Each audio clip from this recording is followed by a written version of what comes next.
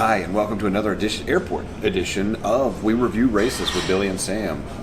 We are in the Seattle SeaTac airport, having just finished Maple Valley, Washington's Ironman 70.3. So this is a fresh race review. Yeah, we've been waiting for the next weekend or whatever. We got extra time to kill today, so we're gonna knock this out. All right. So, without any further ado,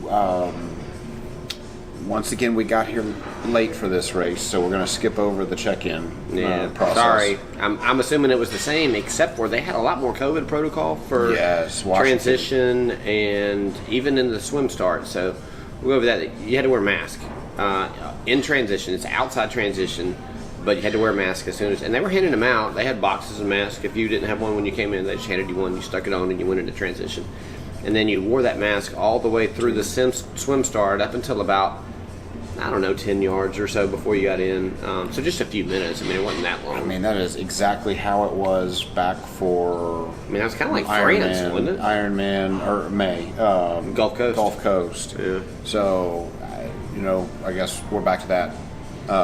Could have just been a Seattle or a Washington deal. But one of our neighbors said that Washington just enacted mask for over 50 people, 500 people, 5 people, something. But didn't matter whether it was indoors or outdoors, had to have a mask. I think it was 500. So, yeah, I thought it was 500, but that kind of seems like a lot. Well, I mean, maybe for the outside. I don't know. Doesn't matter. We had to wear a mask. So, I don't think that'll change. This race, we were, 16... high 1400s. Almost 1500. And we were the last people to check in, so I mean there was probably about 1,500 people that actually checked into the race. No telling how many signed up. But I was going down the route of, it looks like they could probably do 2,000, 2,500 if they wanted to. They had a little bit of room for expansion, but parking seemed to be a little bit of an issue. They had shuttles. They had all of that taken care of, but we were never able to ride the shuttle. It was about a mile. We parked at the elementary school, and it was about a mile away. Wouldn't you say about a mile? Yes. And we rode our bikes in, and then when we left, I never saw a single shuttle. No. So I don't know what they were doing. I don't know where they were picking up or. No idea. But they were supposed to have a shuttle, and what they said was for the shuttle back. You got on the shuttle, and they put your bike on this budget rental truck or whatever, and then the budget truck arrived at the same time you did. So that was how they were dealing with the bikes on the shuttle. Yeah. But never saw where they were. I mean, maybe we just weren't in the right spot to pick up. I don't know. It was raining, and we were trying to get out of there. Yeah, it was. Let's discuss weather. I feel like we should start with that. Yeah, I mean, but see, this is a race review, and the weather's going to be different for every race, right? But this time of year, so given the time of year that it was, this one was low 50s, raining. Yeah, bring some extra gear. So yeah, that's the part of the race review that I really wanted to talk about. The especially post race, people had full rain suits. Yep. And those people seemed to be the most comfortable after the race. Yeah, we were not comfortable at all. We were frozen, and the thermal emergency blankets. Yeah, blankets that they were the washcloth, the thermal washcloth they were handing out was not very big. It barely got around my shoulders. I should get your buff. Yeah, they've been hitting the gym. That gym. So, I doubt that's going to change. If they say weather. Bring something that you can get a rain suit is what people. That was like I said. Those were the most comfortable people wearing rain suits. On the course itself, it's sprinkled on us. The ground is grass, but it was muddy when we got there. The swim starts right there at transition. The finish line is right there at transition. So it's all right there in one area. Yeah, great location. But the make sure you have shoes that you don't mind getting dirty, and bring some extra gear. I mean that's mainly the lesson there. Absolutely. All right, so you want to go ahead and just go straight into the swim? Straight to the swim. The lineup for the swim, I feel, had some interesting characteristics to it. It wound way around. So my pro tip, we got there late, so we had to get chips. So if you lost your chip or you need to get to the front of the line, you could cut through on the opposite side of the building from the line, closest to transition. Just slide right in and get to the front of the line. They did have security there. We wound all the way around. The security wasn't letting people through, but I bet that if we would have told them we needed to get a chip, they would have let us through. Yeah, I saw him let racers through. Okay. So I saw a couple of people going that way. I wouldn't suggest it. If you're needing to get to the front of the line, you're already running late, you can slide right in there closest to transition. Otherwise, it wound around for a pretty good little ways. Yeah. Down to the swim start. This is a one loop. I'm going to call it a boot. Swim. So you went out, had your first turn buoy, came down the long end of the boot, came back and then the last red it came in, but those were all orange. I watched people cut from the toe towards the top of the boot, so cut the line. I didn't. Technically, it wasn't a red on the inside of the boot, so you didn't have to go around it. It was T3 orange. was red. Yeah, T3 was red, but between T3 and I'm going to call the top of the boot where you landed. Where the two reds were. The course came in, but you didn't have to. So it was really interesting. Well, I will give them credit. So, it was all right turns except for the very last red, which was a left turn. And I'm going to give them credit that they put two reds there and told you to split it. Yeah. That's a lot better than saying all right turns except for the last one you do left. Yeah. You do all right turns except for the last two reds, you split them, and then you go straight into to the finish line.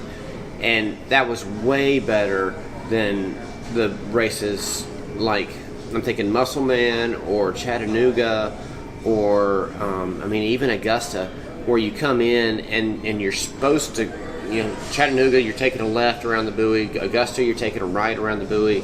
And then Muscleman, you were same deal. Anyway, much better. Loved it.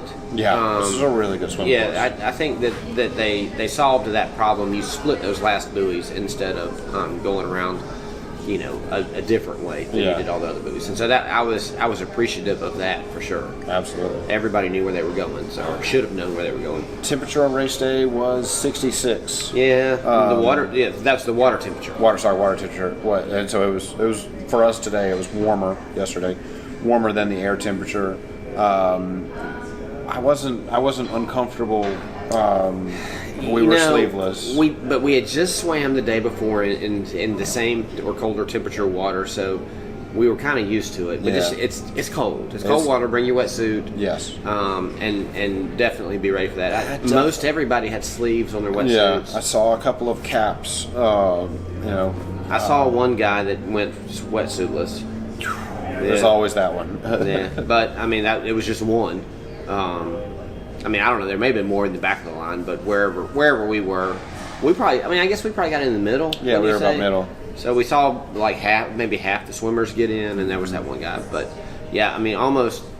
Very few people were wearing sleeveless wetsuits. We were minority. Yeah.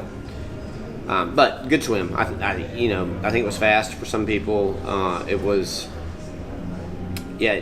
From T3 to the red buoys, you could cut a straight line, and you're saying that straight line did not follow the orange buoys? Did not follow the orange buoys. Yeah, I think that's absolutely legal. I think that would be fine. Nobody I saw nobody get said anything to.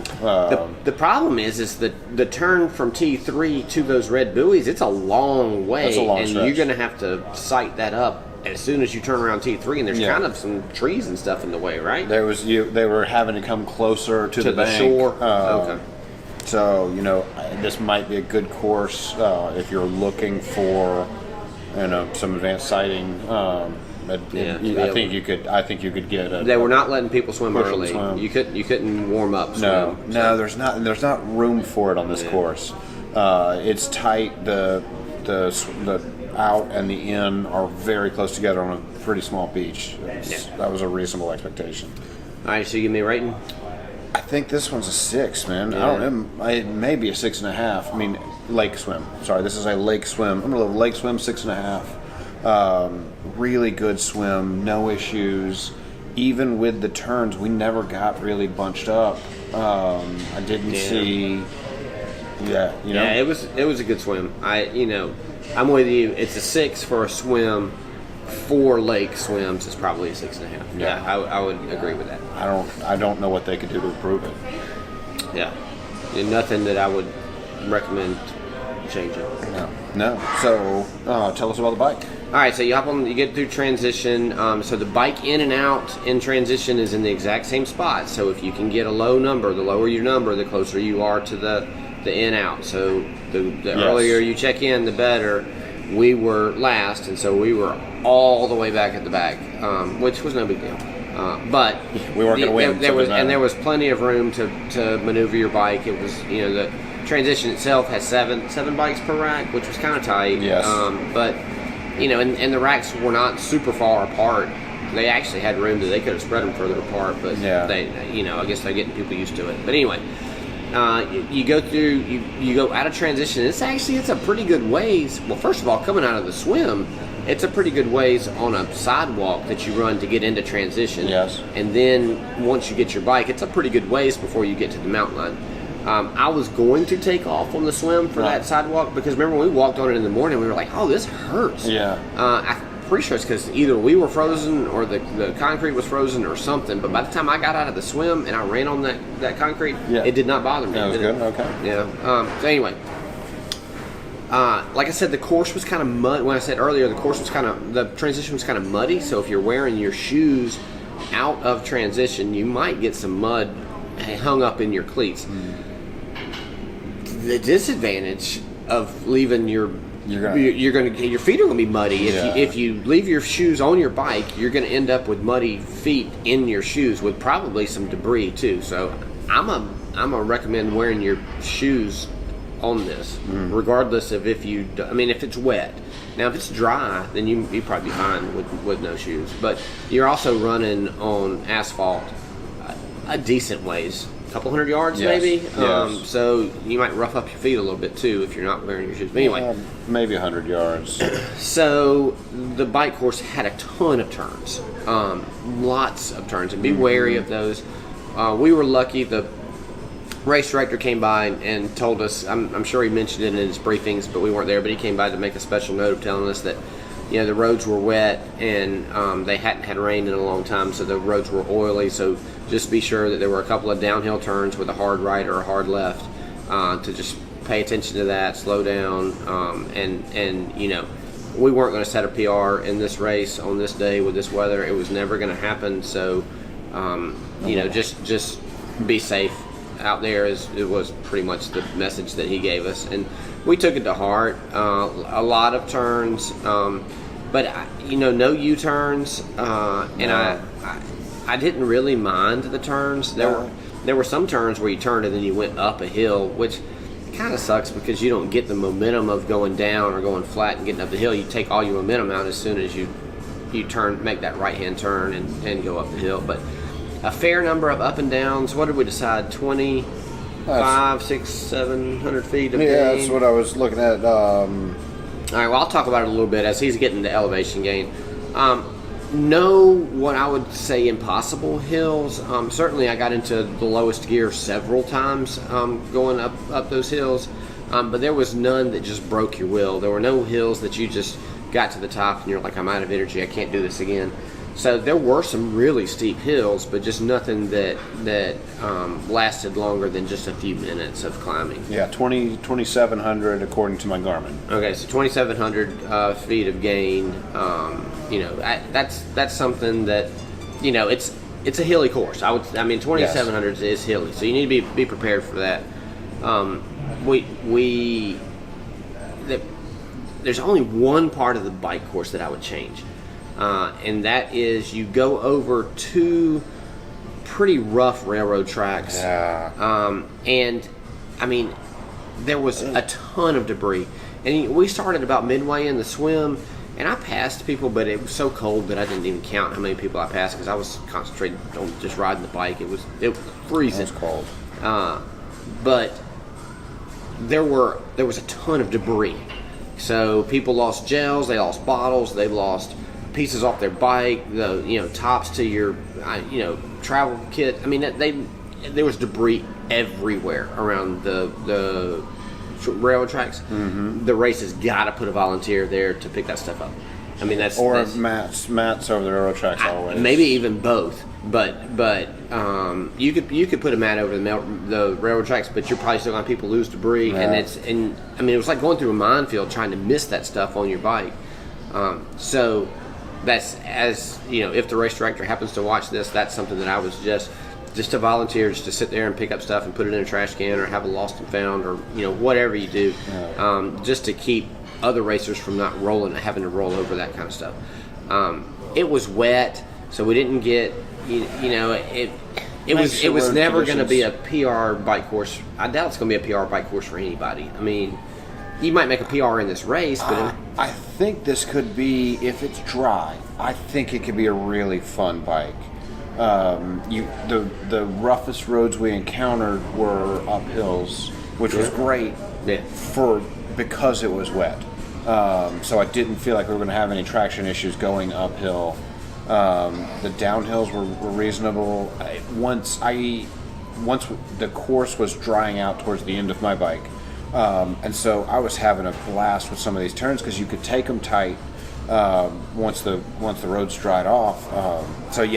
I'm with you. It's not a PR course. It's just got too much elevation for that. But this is a fun bike. I think it can be a fun bike. Yeah, I mean, there are plenty of people to talk to. If everybody was friendly, I mean, that's to me, that's what makes the bike fun, is having other people go through it with you. So yeah, I mean, for the bike, give me a rating on the bike course. I'm gonna give this bike. I gotta take off a couple points for the railroad tracks and a couple other minor issues. Some of the road conditions could be improved, but overall they were really good. Yeah, I'd say the above average roads for sure. Just above average. I'm not even giving a snow line asterisk. This is above average for every race. So I'm gonna give it a 5.5. I think those few little issues could take it out, and then I've got to take some off because it's wet, and so I couldn't fully enjoy it. So I'm trying to wash that as much as I can, but I think it could be fun. It wasn't super fun today until the very end for me. So what about you? What do you got? Yeah, I mean, it was a good bike course. I really did love the roads. I mean, and you got to give people credit for that. I mean, the hills. I mean, they were not unmanageable hills. Yes, I'm gonna give it a 6. All right. You can't penalize Ironman for the weather. So no, that's pretty much what that is. Yeah. All right. So tell us about the run. So the run. So the course map. Ironman's course map has it set for around a little over 400. According to my Garmin, it was a little under 400. The elevation gain. The elevation gain on the run. Generally, in my book, that's a hilly run. This one is not. It's very interesting. So it is a rails to trails. The majority of the run occurs on a rails to trails course, and it is a pea gravel course with the bridges are concrete.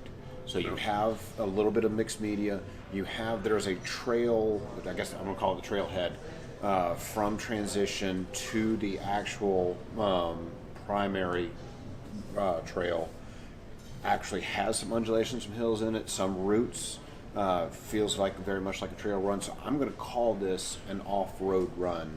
Yeah, absolutely. What you would envision a cross-country run would be, like a high school, college cross-country type course. This would be it. So you come out of transition, you go on this trailhead, and that has the most elevation. And then you're on this long. You come in, you come out, you take a right, and you go for like 4.5, 5 miles. Turn around and come back. And then there's another little nub at the end. I don't fully understand. Yeah, I don't know. It seems so. The from transition to the rails to trails part was a little less than 2 miles, and then you hung a right and you went down to a little over 6 miles and made the turnaround, and then you came back and you passed where you would turn back to go to transition, and you went down maybe a quarter of a mile, half a mile at the most. I don't really know why they didn't. I mean, the trail didn't end where they turned at either site. Yeah, so I don't know why they didn't do that. I mean, I'm sure they had good reason, but strange for whatever reason, that's what they did. So you went back and you turned around and you came back. So it technically formed a T, but it was more like an L and then a nub and then the rest of the T or whatever. So well supported run for the first 3 or 4 miles. They were every mile. Then they spread. Then the next one was like a mile and a quarter away, and then you came back through and hit them all again on the other side. So aid stations were plentiful. Very shady run. Lots of trees on either side. I'd call it pretty view, but there wasn't really a view because there were trees. So it was really pretty, but there was not really a view. Plenty of spectators found their way into deep portions of the course, so it seems to be very accessible. This was a really good run. I mean, you did go over a train trestle that was over a river that had some water features to it, like some rocks and maybe even a little waterfall or something. It was there was some scenery, and I mean, you were in the woods. I mean, you're basically in the woods. And that gravel, man. It's great. I love that gravel. That's the kind of gravel that I like. So, I don't fully understand or appreciate Washington rain. We were soaked from the bike, so clearly there had been a lot of rain. This trail was reasonably dry, so very well. My shoes were dry. Yeah, I put on dry socks after the bike, and I think they stayed dry the whole time. They stayed dry the entire time. I had no issues. So very well, drained. Drainage. So just keep that in mind. We don't let that scare you. That it's an off-road trail. It was not muddy at all. It was not muddy. We had no issues. And once again, we were deep into the race. There were 1,000 people that had gone before us. On that trail, so no issues. There was not 1,000 people that went before us. There's no way we came in. Have you looked at your place in the? I can't actually search it somehow. Oh, okay. Oh, because your name's not. Well, you can search my name. I looked for yours too. Oh, what down there? No. Okay. So we swear we did this race. So we're having some technical issues. We can say this. We had a technical issue last week at Atlantic City where I wasn't showing up on the tracker. We went to at the finish line. There's the timing guy. He was able to fix it right there. I mean, 2 minutes or 3 minutes. It was very fast. So if your family's saying something, that's a great place to take care of it. He took care of it so well last time that we're going to try emailing. We left the race after. Yeah, this. It was pouring down rain. I mean, there was no reason to try to get somebody to do something extra at this finish line. Okay, so give me a score on the run. I've got to give this run a 6.5, especially considering generally anything over that 400 mark for me is a hilly run. It was an ascent all the way up, but it was a very, very gradual ascent. Yeah, you won't notice it. And so when we were coming back down, I mean, in my mind, everything's amplified. But on the way back down, we couldn't notice the descent. So that should tell you everything you need to know. But it was certainly, there was ascent out, descent all the way down, but really, really minor. I call it a 0.5% grade or something. Yeah, you're not going to notice that you're going uphill, and you're not really going to notice that you're going downhill either. There are some short, steep hills that you have to go up. And when I say short, I mean, the hill itself is maybe 20 feet high or something, and you hit it in 15 seconds, you're done. You're through it. It's so there's that as far as hills, but nothing that's really hard. So you're at a 6.5. 6.5 for them. Yeah, I don't. I mean, is there anything you'd change on that run? No. The nub, I don't understand the nub, but it didn't bother me. Yeah, I mean, because you get the U-turn twice, so you can see where you're at on the as far as competition or people that you've been talking to. Or I think I'm gonna give it a 7. Wow. I understand. I'm not sure that I've been on a better Ironman run course. Okay. Well, I mean, you have it. That's our first 7 on the run. Can you think of a better Ironman run course that you've ever been on? No. Yeah. No. I had a blast with Boulder, and you're running around the lake. It was, but I wouldn't call it better than this one. Yeah, even with Boulder, there's not as much shade, not nearly as much shade. No. And some of the Boulder courses were pretty narrow, and it was hard to pass people. Yeah. This one never had an issue with space. Yeah. So there you go. There you have it. So fantastic run. So we come into the finish line.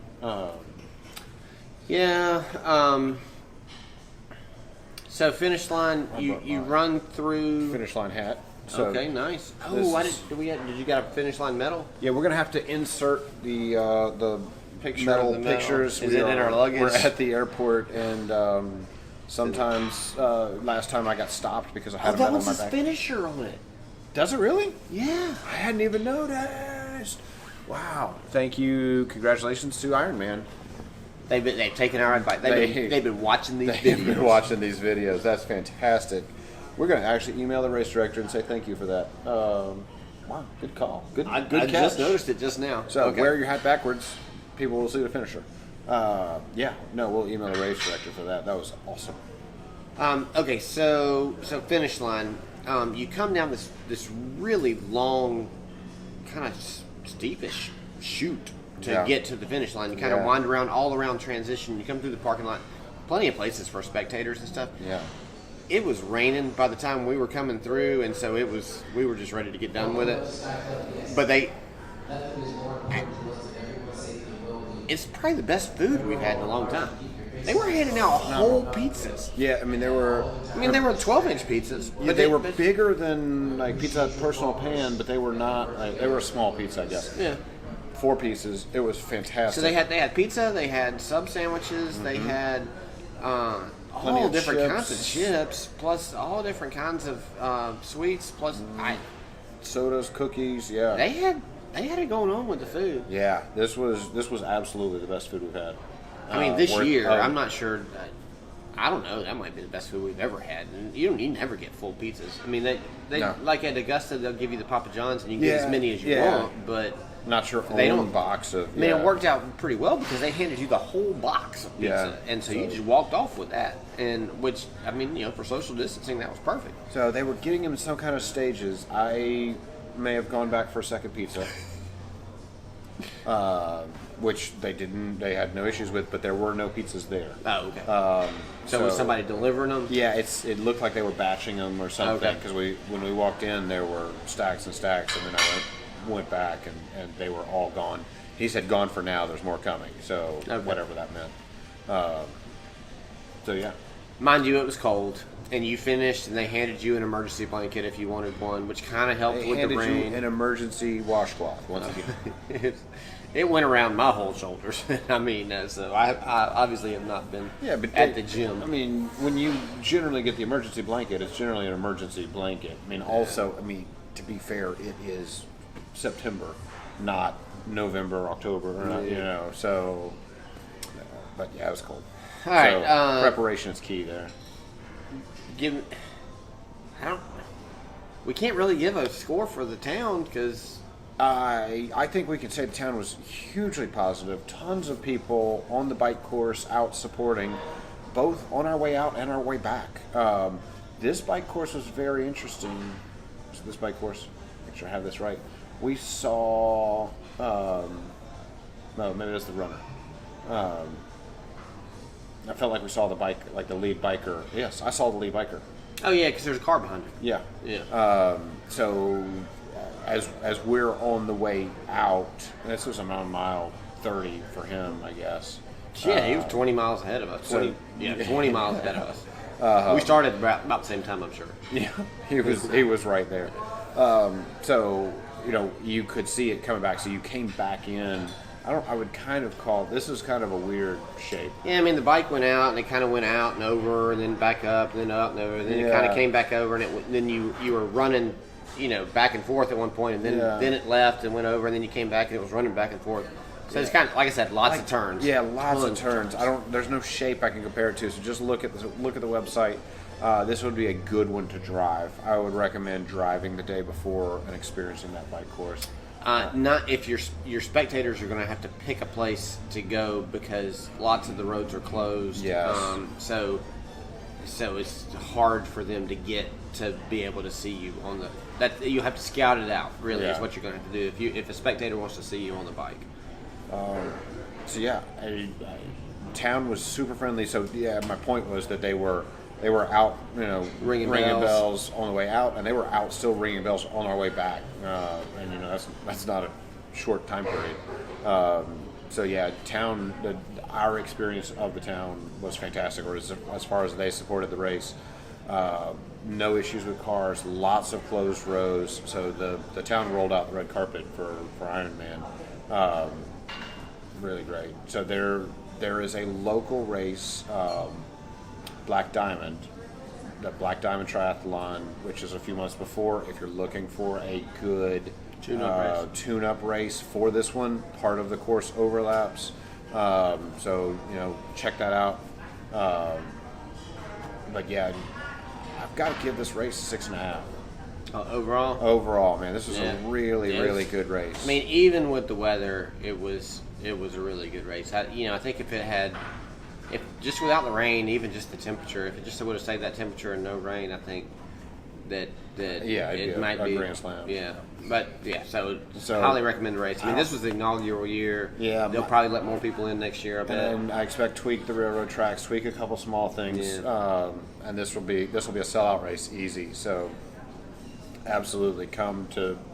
I'm gonna call it Seattle. Yeah, it's Maple Valley, but. Come out here. It's a really great race. It's not a PR race. I'm going to call it a little enough of a challenge to keep it interesting, but a fun race. So it was not. I mean, you so might get challenging PR the run course for sure. Yeah. I mean that's going to be a fast run course just because of the shade and the way it's set up. Yeah, the way it's set up, the ground. I mean. Yeah. So you got a score on the race? Yeah, I'll give it 6.5 too. Okay. Good. Yeah, that's good. Yeah. So that's our highest score I think for an American race so far. 6.5? I don't know. How do we? What are some other high scoring races? You guys go back and review our videos and let us know. Leave it in the comments. But yeah, it's phenomenal. And generally when we rank it that high, there's a PR or something involved. And this was a second day, PR. And we're tired. Yeah. So if we're saying this, then it's phenomenal. Yeah. So stay tuned for stories from the weekend. Yeah, weekend stories. This was a double weekend. So thanks so much for watching.